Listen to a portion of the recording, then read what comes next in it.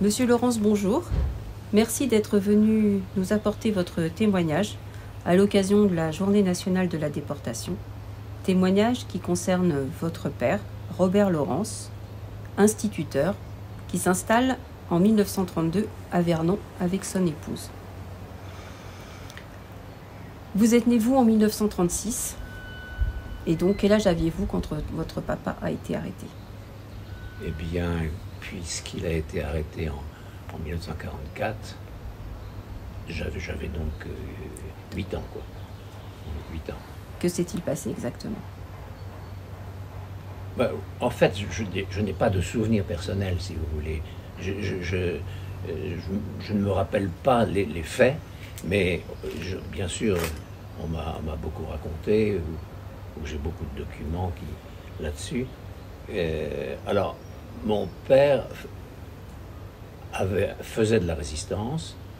Il passait même pour le chef de la résistance à Vernon.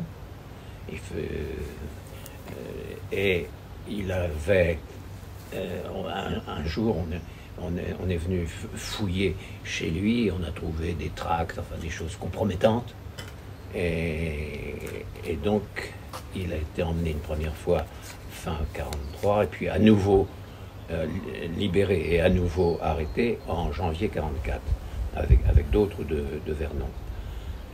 Il a été conduit à Rouen, à la prison de Rouen. Les autres ont été libérés, sans charge suffisante sans doute, mais il y avait des charges contre lui. Et après Rouen, il a été emmené à Compiègne, qui était un lieu d'où partaient beaucoup de convois par train vers l'Allemagne. Et donc vous dites qu'il a été dénoncé?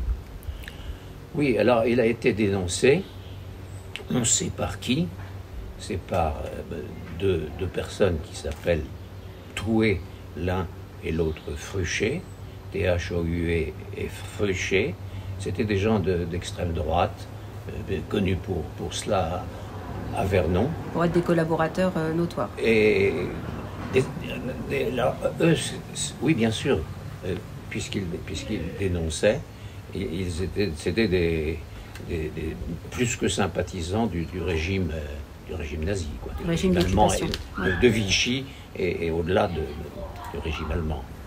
Et alors, je fais une parenthèse, ces deux collaborateurs ont été arrêtés dès juillet 44 à la libération de Vernon, et il y a eu un procès devant la Cour de justice spéciale en juillet 1945. Mon père à ce moment-là était rentré, il a été l'un des principaux témoins dans l'état où il était, ce que vous pouvez imaginer, et les deux personnes en question ont été condamnées à mort, et puis 4 mois plus tard, ils ont été pas graciés, mais leur peine a été commuée en travaux forcés à perpétuité. Je ne sais pas ce qu'ils ont fait, quel a été le... Je suppose que votre papa n'a pas été leur seule victime. Non, bien sûr, non. Alors... Donc votre papa se fait arrêter et est déporté. Oui. Donc il part de Compiègne. Il part de Compiègne fin avril 1944. C'est-à-dire très peu avant que le débarquement en Normandie des troupes alliées. Et donc dans son convoi, vous dites, ils sont combien? Ils sont 1700. Un convoi de wagons de wagons transport, wagons à bestiaux, et à 100 par wagon, enfin c'était terrible. Et des gens y devenaient fous, ou y mouraient même. Et voilà. Alors ce convoi les a menés jusqu'à Auschwitz, en Pologne.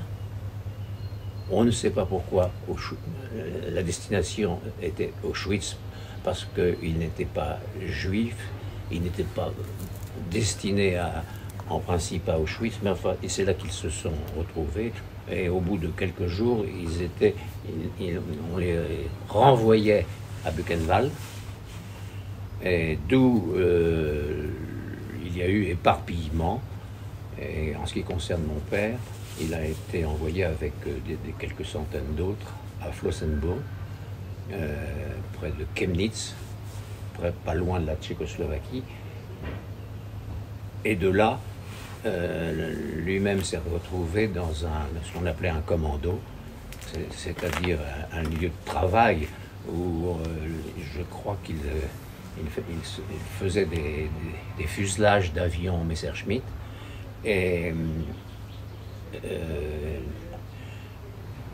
donc vous dites, une fois que les Russes arrivent d'un côté, les Alliés de l'autre, les pays qui se retrouvent encerclés par les forces de libération sont complètement désorganisés, et donc là votre père est emmené dans une marche de la mort.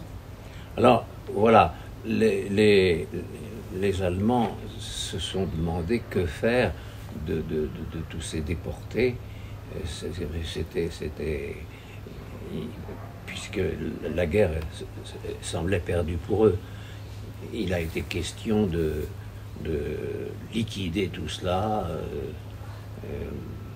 et décision a été prise la plupart du temps d'essayer d'éviter soit les Russes, soit les Américains qui se rapprochaient les uns des autres.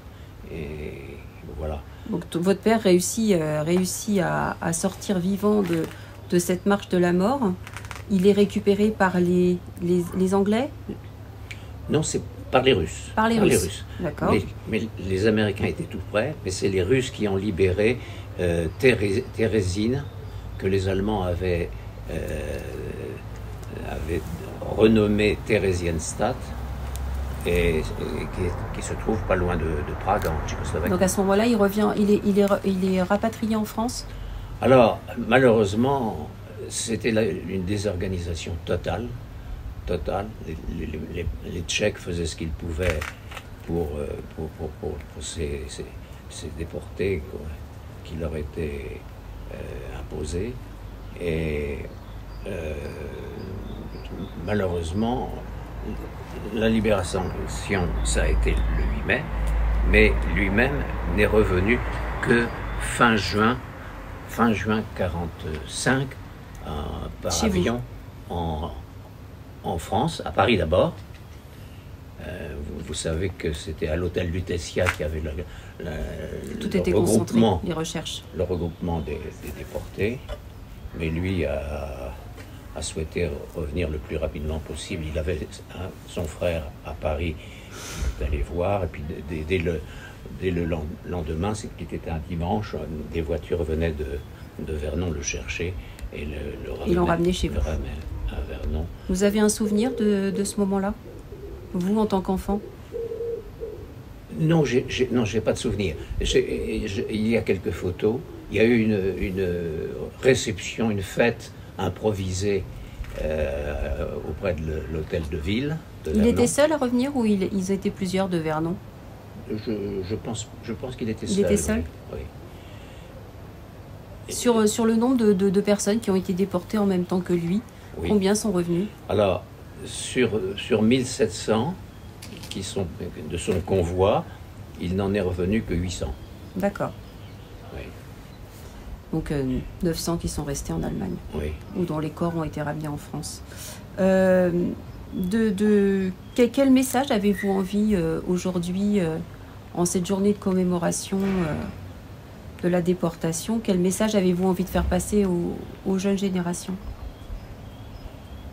Écoutez, longtemps, je ne me suis pas vraiment senti concerné, sinon concerné, du moins impliqué.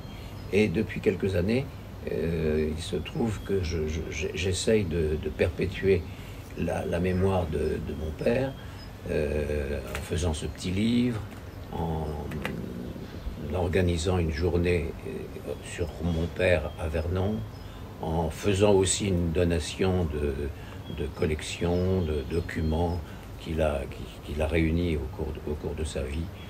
Bon, c'est ma manière, si vous voulez, de perpétuer sa mémoire. Parce que il y a une association aussi de son convoi de laquelle je suis membre. Et bien sûr, aujourd'hui, ce n'est plus un déporté qui est président, parce qu'il n'y en a plus, ils sont tous morts. Mais il faut que les fils, les petits-fils même, prennent la relève et pour continuer à perpétuer la mémoire de ces gens-là. Monsieur Laurence, un grand merci pour votre témoignage. Je vous en prie. Merci.